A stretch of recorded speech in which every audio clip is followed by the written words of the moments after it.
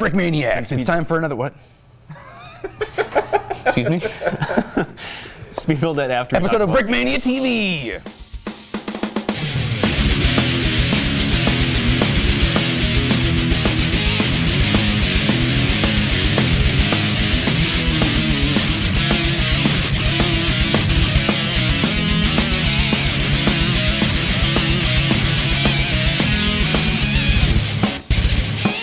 All right, today on Brickmania TV, Cody, what do we have? We have the Focke-Wulf Fw 190 F-8.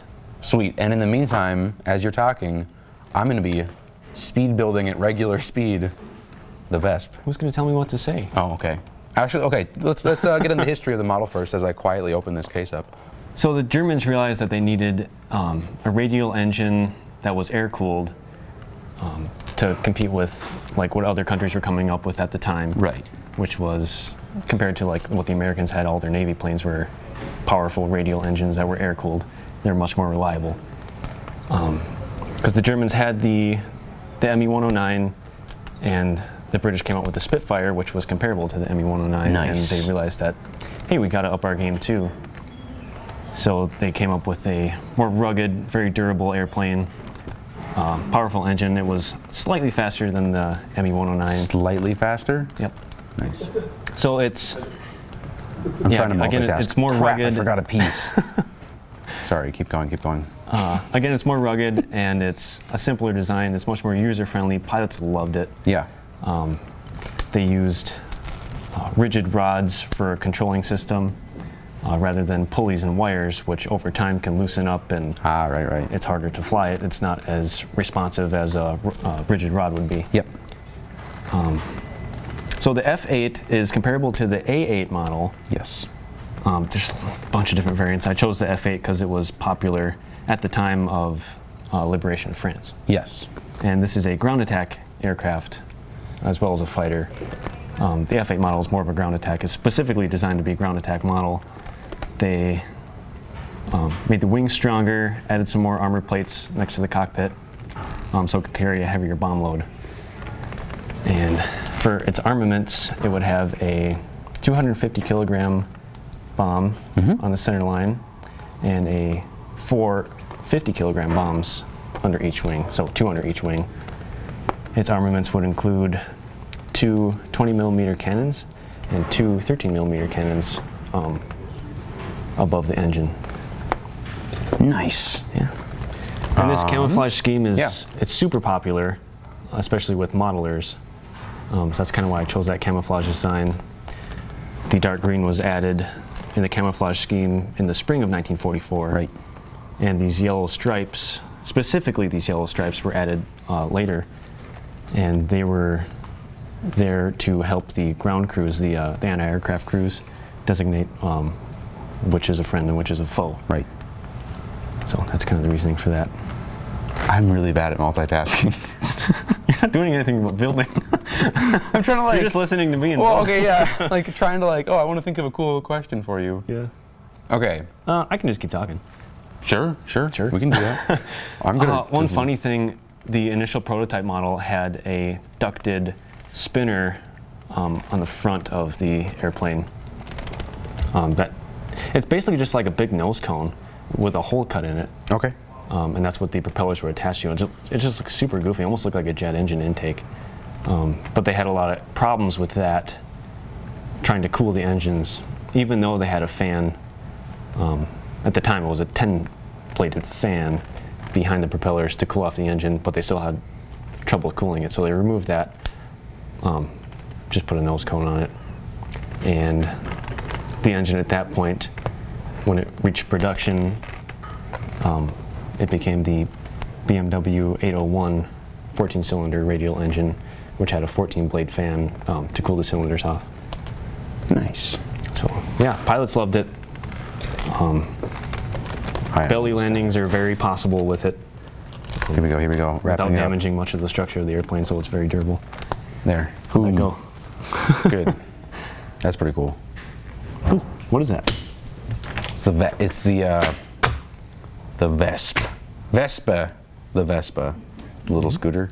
Yeah. It is a self-propelled artillery. The little scooter. Made by Germany. Cool. And there's a playing card that comes with this bad boy. Yeah. So this All right. comes out Monday, as does that. So these are both coming out. Yep. Do you want to talk about that pilot? The late war pilot? Yeah. Cool. So this is a late war pilot in a light gray, or just regular Lego gray color. And we probably would most commonly see this guy in just jet fighters of the air, because it was kind of the elite that got this color uniform. Like the 262. Right. We got some puffy printing, some texture printing on the watch here. And yeah, we've seen this figure before in a all black scheme. So this is just a recoloring of the figure, and just kind of to go with the era. So yeah. And he's pretty comparable to that guy, right? Yeah, I mean, it's a similar era. This would probably be more of a warm weather outfit, and this would be a slightly colder outfit, or a cold weather outfit, probably more likely. So, but similar era. Mm-hmm. Have we talked about features on this thing? Just on the model itself, going back to the model. Just some build techniques, or yeah. So landing gear tucks up pretty nice. Right. I always like seeing how you hide that landing gear in the wing structure. Yeah, you just kind of squish them in there, and it holds. They don't flop out or anything. Right.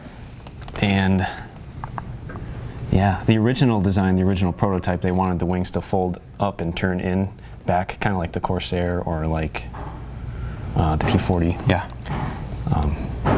But I don't know. I think they just chose this because it's easier to get maybe a bomb load in there. Sure. Gives you more space, higher off the ground a little bit maybe. And we have the frying pan rear wheel. Yep. Classic. Classic Brickmania. Classic. Classic Brickmania. Yeah. No, that's cool. Yeah. What else? That's it, man. That's it. I think I've pretty much gone over everything. Oh, we got this sticker on the front.